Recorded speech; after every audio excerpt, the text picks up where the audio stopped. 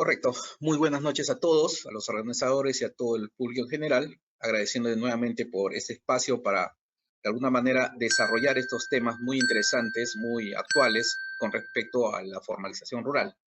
El día de hoy vamos a trabajar dos temas importantes, ¿no? El tema de saneamiento físico legal y formalización de tierras seriazas habilitadas, ¿no? Que es uno de los temas muy interesantes que está desarrollándose a nivel nacional por parte de los gobiernos regionales. Y el otro tema que también de interés y de alguna manera implementado dentro de este reglamento, el de regularización del tracto erosivo. Vamos a ver justamente su aplicación práctica y sobre todo tratar de absolver muchas de las consultas que hay por parte de los invitados al evento y que de alguna manera siempre dejar claro justamente la aplicación práctica y sobre todo en el registro para su inscripción. Muy bien. En principio vamos a tratar de desarrollar siempre la parte general porque es muy importante que la conozcan porque a partir de la parte general aplicable para todos los procedimientos justamente son las bases para poder entender la lógica del proceso de formalización. Entendiendo esta parte genérica, siempre va de la mano con todos los procesos que se desarrollen a lo largo, digamos, de todo este curso, ¿no? Generalmente en temas de propiedad estatal, temas de propiedad privada y sobre todo el tema de las comunidades campesinas que hemos tratado en la primera clase y que posteriormente vamos a hacer un repaso justamente por estos temas de actualidad con respecto a la administración y sobre todo titularidad de los terrenos comunales. Muy bien, vamos a empezar con el primer tema vinculado al tema del saneamiento físico legal, la parte general, consideraciones generales. Muy bien, hemos indicado que esta ley, la 31.145, ha tratado de recoger justamente los esquemas de la formalización, digamos, las lecciones aprendidas del anterior reglamento, de la anterior ley, del decreto legislativo 1089 y el decreto supremo 032-2008 vivienda, aplicables para el tema de formalización rural, ¿no? Que en su momento fue ejecutado por COFOPRI cuando asumió las competencias en el tema urbano-rural y después en el tema de las competencias transferidas a partir del 2010 a los gobiernos regionales, ¿no? Ahí se establecieron una serie de procedimientos. La mayoría de estos procedimientos, como indicado, eran de oficio. No había espacio para los temas a solicitud de parte, salvo el caso de las famosas 3 visitas posteriores y que el administrado después de las 3 visitas podía solicitar de alguna manera el saneamiento físico legal de su predio, ya sea en propiedad estatal o privada, pero había un inconveniente en la práctica. Es decir, ¿cómo se contaban las famosas 3 visitas? Es decir, no había un aplicativo, si bien es cierto, existía el famoso SSET que marcaba el tema de la información alfanumérica de los predios rústicos, pero no había una base de datos que controle el tema de cuántas visitas se realizaron con respecto a predio. Entonces, quedaba en el vacío el tema de la aplicación práctica. Independientemente a esta función que debería haberse realizado por COFOPRI, el gobierno regional, también se vio por conveniente que algunos gobiernos regionales, independientemente a la norma, aceptaran procedimientos a solicitud de parte. Existen casos de expedientes en trámite que están en los archivos de los gobiernos regionales, que tenemos procedimientos de rectificación, de prescripción adquisitiva individual, de adjudicación masiva en propiedad estatal. Los tenemos y esos expedientes, si bien es cierto, no existía un marco especial para ellos, salvo las 3 visitas, actualmente existen esos expedientes y deberían ser adecuados al nuevo procedimiento del 014-2022. Mira, es el primer elemento que se tiene que tomar en cuenta debido justamente a la definición que hace justamente el marco normativo de la ley y su objeto mismo, el saneamiento físico legal de predios rústicos y de tierras eriazas habilitadas. Entonces, estos dos componentes que hemos reiterado en el reglamento y que es a manera, digamos, de ejemplo práctico, es la función inherente de los gobiernos regionales el otorgar derechos de propiedad a través de los títulos, es el punto de partida justamente para el trabajo que tienen que hacer los gobiernos regionales, ¿no? Un saneamiento, hemos también indicado, un saneamiento de propiedad con el otorgamiento de títulos seguros y también la adjudicación de tierras eriazas a través del otorgamiento de los contratos de adjudicación de propiedad en terrenos estatales. Un punto importante, estos contratos de adjudicación de terrenos eriazos que dentro de la competencia y los títulos de propiedad en el marco actual se ha establecido llevar adelante estas adjudicaciones con carga. Se establece cargas administrativas para que el administrado, el agricultor que sea titulado, ya sea como un predio rústico o un terreno eriazo habilitado por un contrato, tenga una serie de condiciones para efecto de conservación del predio que se le está adjudicando. Estas limitaciones o condiciones permiten la continuidad de la actividad agropecuaria por un mínimo de 5 años para que el agricultor o aquel que adquiere de alguna manera el predio pueda de alguna manera conservar esa actividad. Después de los 5 años, de alguna manera, dentro del procedimiento que se va a desarrollar por parte del equipo técnico de DIGESPAR, que va a establecer pues los lineamientos para este procedimiento de reversión y de levantamiento de carga, va a establecerse de que tendrá que ser una acción permanente de supervisión por parte de los gobiernos regionales para poder de alguna manera definir que se está cumpliendo el objetivo de la entrega de los títulos de propiedad. Muy bien. Ahora bien, entonces, el objetivo principal es la titulación de estos predios rústicos, ya sean en propiedad privada o en propiedad estatal, y las tierras eriazas habilitadas que solamente se podrían adjudicar en propiedad del Estado.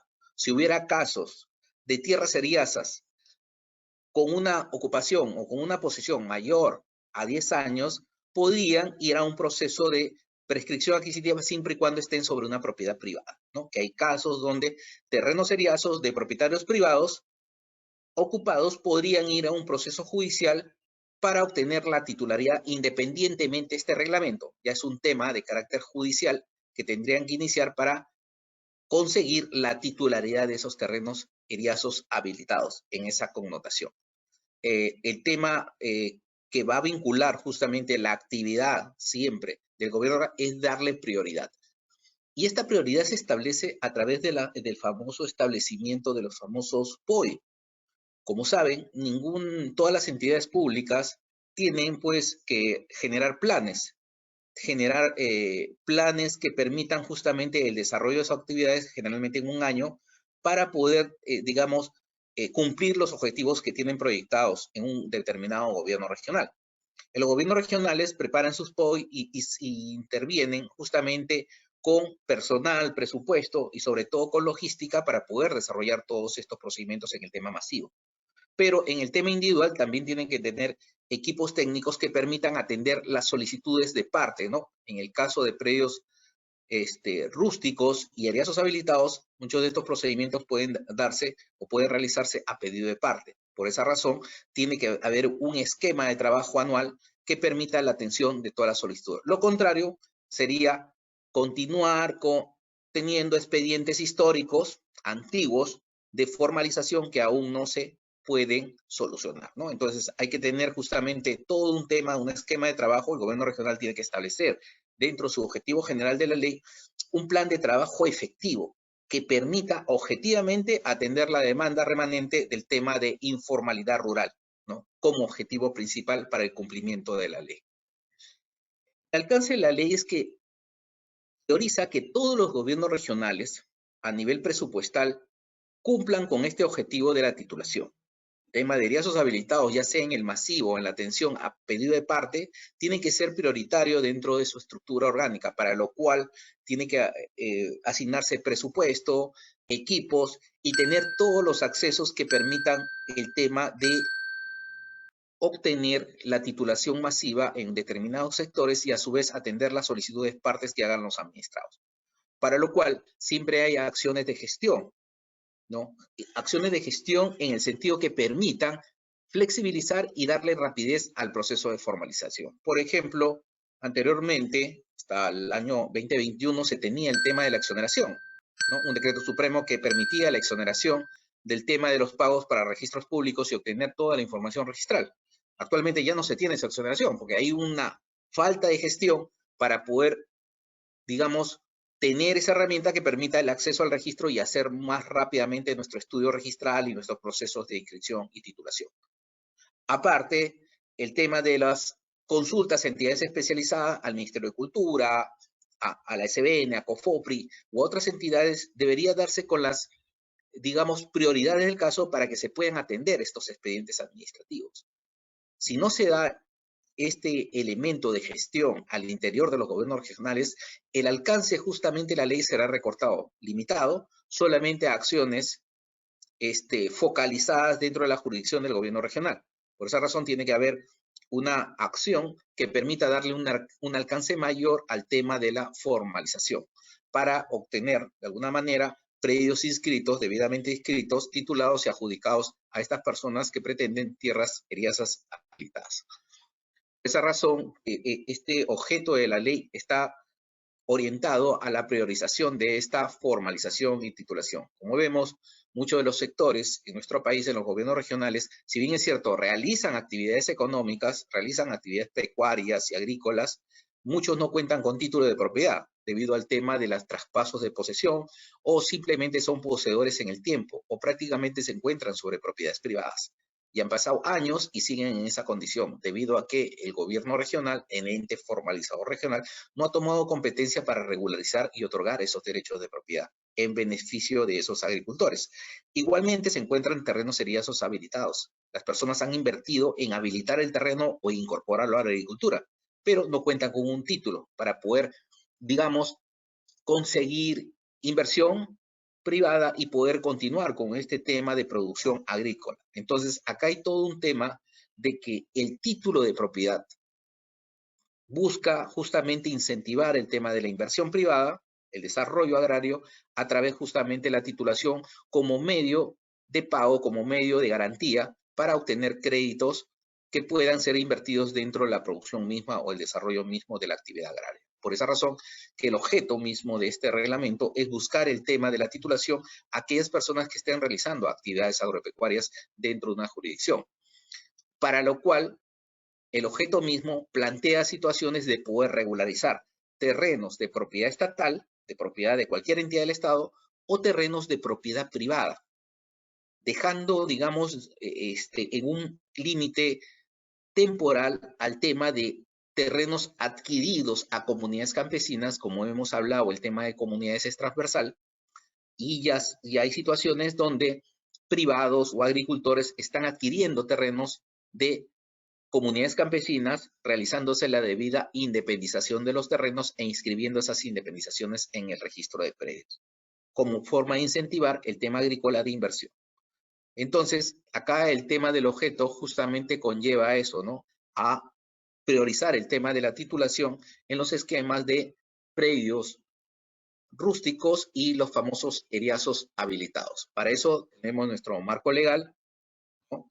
La ley 31.145, la ley de saneamiento físico, legal y formalización de predios rurales a cargo de los gobiernos regionales, ¿no? El término rural engloba, ya hemos dicho, los términos de predios rústicos y eriazos habilitados, ¿no? El Decreto Supremo 014-2022 Minari, que es el reglamento de la ley la 31.145. La resolución ministerial 332-2022 Minagri, que autoriza el funcionamiento del sistema catastral rural, el famoso SCR, vigente, actual y que viene siendo administrado por la DIGESPAR, por el Ministerio de Desarrollo Agrario, y que los gobiernos regionales se vinculan directamente para poder ingresar la información. Este sistema no está aún abierto al público, a los usuarios, solamente se trabaja al interior de la DIGESPAR para efecto de gestionar la información. La resolución ministerial 484-2022 Minari, que aprueba los formatos a emplearse en los procedimientos. En estos procedimientos que hemos comentado, la adjudicación estatal, prescripción, el tema de la regularización del tracto y el tema de la adjudicación de terrenos eriazos habilitados. Están contemplados ya los reglamentos, los formatos, para efecto de darle mayor celeridad a los procedimientos que vienen aplicando los equipos técnicos de los gobiernos regionales. Resolución ministerial 097-2023, que modifica el lineamiento con respecto al otorgamiento de constancia de posesión con fines de formalización de predios rústicos para el efecto de titulación. Esto, ustedes saben que el tema de la constancia de posesión está dentro de las pruebas complementarias, ¿no? Y forma base justamente de los requisitos para el tema de la adjudicación de predios rústicos en propiedad estatal o propiedad privada. La resolución ministerial 142-2022 2023 MINEDI, que aprueba la relación de servicios catastrales prestados a exclusividad, vinculados a la modificación física de predios, al tema también de la inmatriculación y al tema de la visación de planos para procesos judiciales a cargo de los gobiernos regionales. Esto, si bien es cierto, estos servicios son prestados a terceros, a los administrados. Debe tenerse en cuenta que hay requisitos que deben cumplir para efecto de otorgarse justamente estos documentos que sirven para inscribir segundos actos en el registro de predio y también solicitar en la vía judicial la adquisición de un derecho de propiedad a través del procedimiento de título supletorio y prescripción adquisitiva de dominio. La resolución ministerial 159-2023, que últimamente ha salido, que ha modificado el artículo 1 de la 484-2022, que aprueba los formatos. Acá, el punto importante de este formato es justamente regular el tema de las famosas infraestructuras. ¿Y cuál es el tema de las infraestructuras? Que tenemos predios rústicos que vienen siendo afectados por el tema generalmente de vías, ¿no? Que cruza por mitad del predio una vía, una carretera. Entonces, si ese predio ya está formalizado, la pregunta que se genera, ¿esa vía pertenece al propietario privado o prácticamente al cruzar la vía, esa propiedad se pierde? Entonces, es una pregunta que siempre ha estado en discusión. Ha habido comentarios a favor y en contra, pero este nuevo procedimiento ha tratado de crear una vinculación de carácter, digamos, administrativo, una solución administrativa que, si bien es cierto, es aplicable para estos casos, pero podría ser cuestionada por el propietario privado, porque automáticamente se está generando un tema de rectificación.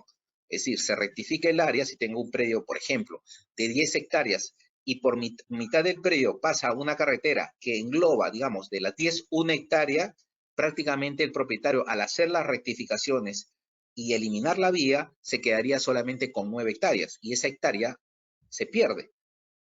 En el sentido se pierde, podría transferirse o complementar que pasa al Estado, pero en realidad la norma de la 1192 define de que si se afecta un predio de propiedad privada por una infraestructura, la entidad competente, en este caso el MTC o Provías Nacional, deberá realizar el trato directo pagando el precio de valor de tasación, ¿no? Y además el 20%, o en todo caso, si el propietario no quiere, aplicar el tema de la expropiación administrativa, pero siempre consignando el precio. Entonces, acá estamos en un dilema de que, qué es lo que va a primar, si justamente este procedimiento de rectificación o el procedimiento de la 1192 con respecto a predios del Estado que esté adquiriendo para el tema de vías públicas. Está justamente en discusión toda esta temática para ver el tema de priorización y sobre todo de prioridad con respecto a los procesos de formalización.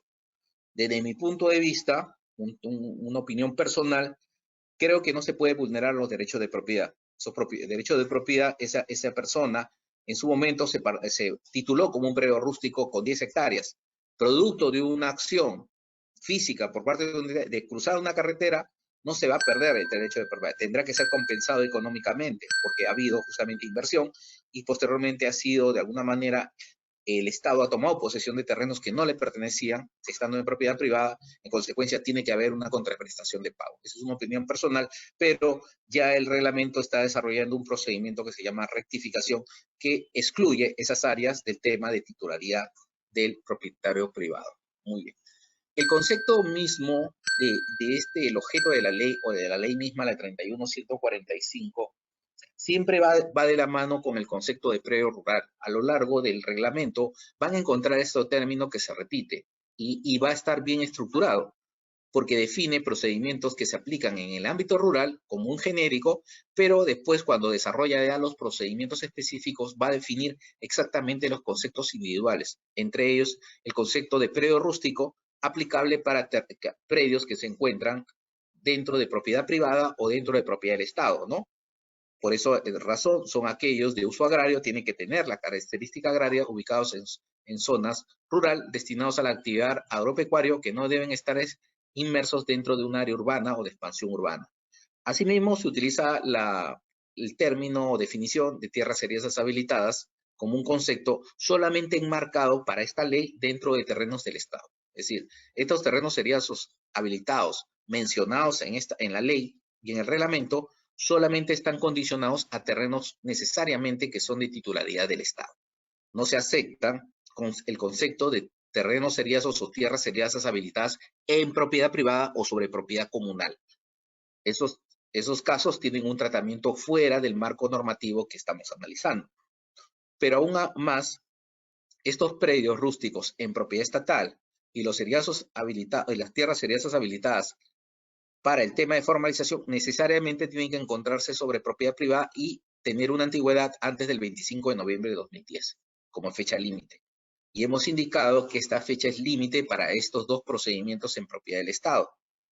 Porque si tenemos un predio ocupado, digamos, el primero de diciembre del 2010, automáticamente estaría fuera del marco de formalización de esta ley y tendría que aplicarse otro marco especial para efecto de la adjudicación.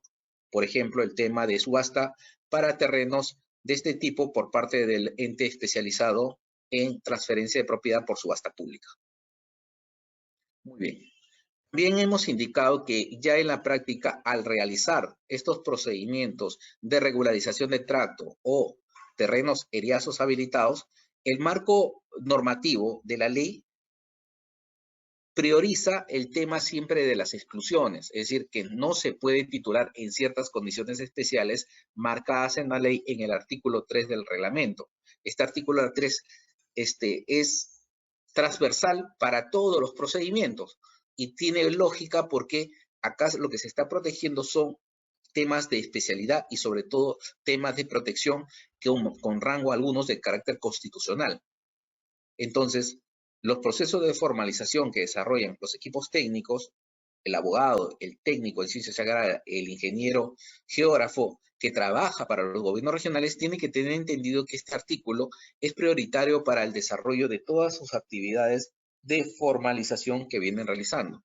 La primera exclusión, como hemos indicado, territorios de propiedad o posesión de comunidades campesinas y nativas. Como saben, las comunidades campesinas y nativas pueden estar inscritas o no inscritas, reconocidas o no reconocidas, que tengan planos inscritos con planos en títulos archivados o sin planos, porque pueden haber comunidades, si bien es cierto, están inscritas, pero no se tiene una representación gráfica. Entonces ahí tendrá que haber un tema de reconstrucción para poder plasmar, ¿no? Pero todos estos derechos de territorios de comunidades campesinas y nativas están condicionados de que si existen predios rústicos o se va a realizar un procedimiento de tracto adhesivo o un eriazo habilitado, prácticamente estarían excluidas del proceso de formalización. Es una barrera que impide formalizar sobre estas áreas. El segundo componente, predios destinados para fines de vivienda y aquellos que se ubican en zonas urbanas o de expansión urbana. Hemos dicho que estas áreas necesariamente toman la competencia urbana y ahí se encargaría de la formalización de estos predios o en todo caso las municipalidades o la SBN o el ente competente del gobierno regional en administración de terrenos, fuera del marco de formalización rural, porque estaríamos frente a un marco totalmente diferente. Las áreas de dominio público, ¿no? Zonas de playa, ríos protegidos, áreas protegidas, lagunas u otros similares encargadas a las entidades técnicas que definen justamente estas áreas intangibles, donde no se puede realizar procesos de formalización, para lo cual los equipos técnicos tendrán que solicitar información a cada una de las entidades para poder ver si esos predios, ya sea por el tema de tracto sucesivo o el tema de eriazos habilitados, se pueden formalizar. Áreas naturales protegidas por el Estado, que también es otra exclusión. Las tierras que constituyen sitios o zonas arqueológicas. Las tierras eriazas comprendidos en los procesos de inversión privada, declarados de interés nacional y reservadas para el Estado con fines de defensa nacional. Las tierras destinadas a la ejecución de obras y proyectos energéticos, como el caso de Chinecas. Las tierras destinadas a obras de infraestructura, el tema de Provías Nacional.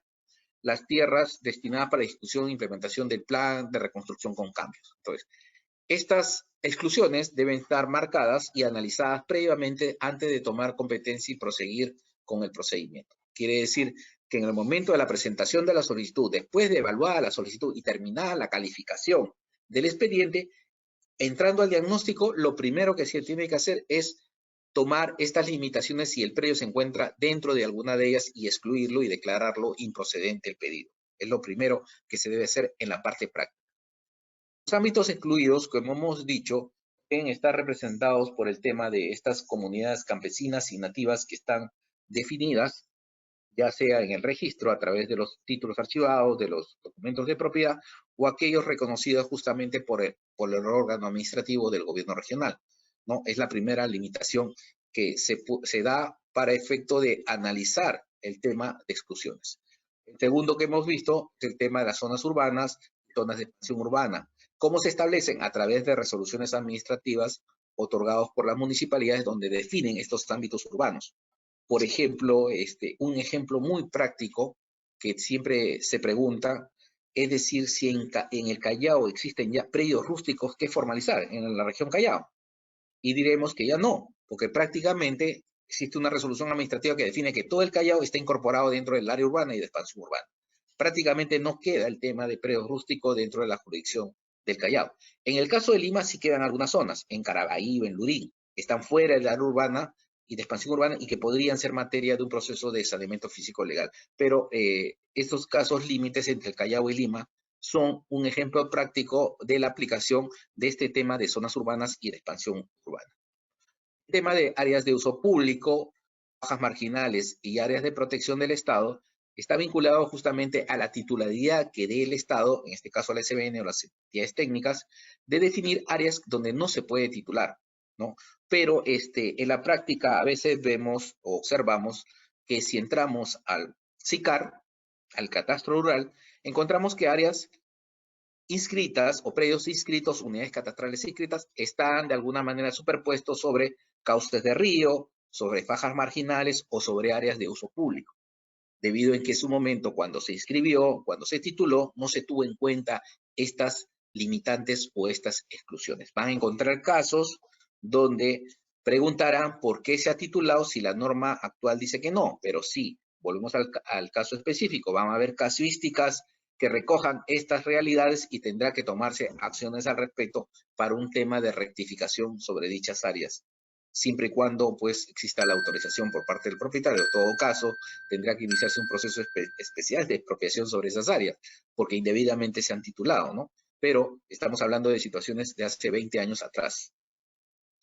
Bien, áreas naturales protegidas por el Estado, muchas de estas áreas pueden estar inscritas en el registro y esas inscripciones pueden también limitar el tema de la propiedad privada como carga. Pero dentro del proceso de formalización para títulos nuevos, para procesos nuevos de titulación, deben ser excluidas y de alguna manera no tomar competencia para continuar con el procedimiento. Igual que las zonas arqueológicas, donde como vemos lo más representativo en los casos prácticos sobre zonas arqueológicas y predios rústicos es las ruinas de Chan. Vemos que paralelas o contiguas a las ruinas hay predios rústicos, algunos titulados, otros no. Entonces, es el caso más característico sobre el tema de exclusión de áreas dentro del patrimonio cultural, para lo cual el Ministerio de Cultura establece polígonos de seguridad con respecto a áreas intangibles, información que debe tener los equipos técnicos del gobierno regional.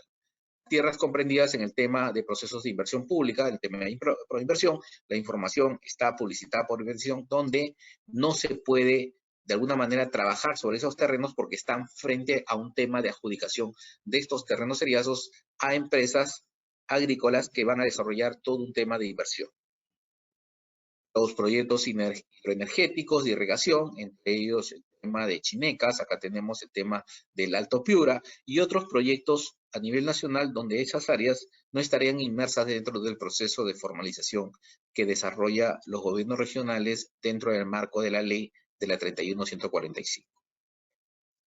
El tema de las obras de infraestructura, como ven, el caso práctico de la vía o carretera que se ha hecho de Lima-Pisco, Lima-Ica, prácticamente ha cortado predios rústicos. Entonces, en la práctica, ¿qué se ha hecho? El equipo técnico ha ido a campo y ha comprado esos predios. Se han celebrado escrituras públicas con los propietarios privados, se ha pagado al propietario privado y esas áreas se han podido construir la carretera. Lo que pasa es que algunos de esos predios no se han saneado. Si vamos al registro, aparecen como predios rústicos totales, como predios rústicos que no han sido fraccionados, ¿no? Entonces ahí falta una acción de saneamiento, de actualización catastral. Y son los casos, no solamente para el tema de carreteros, mucho tema de infraestructura se ha realizado, se ha adquirido propiedad, pero no se ha regularizado el tema de la actualización catastral. Las tierras destinadas a la reconstrucción con cambio, que ahora están priorizando el tema de las áreas de protección en los ríos, en los canales, y que se está adquiriendo derechos de propiedad de alguna manera colindantes a estas áreas, donde se tiene que hacer necesariamente un saneamiento físico legal. Las declaradas de carácter nacional o reservadas para el Estado, la defensa nacional, que no pueden ser de alguna manera ocupadas por esa connotación y que de alguna manera ameritan un tratamiento especial. Por ejemplo, lo más característico cercano a Lima es el tema de la gran partida, una partida registral que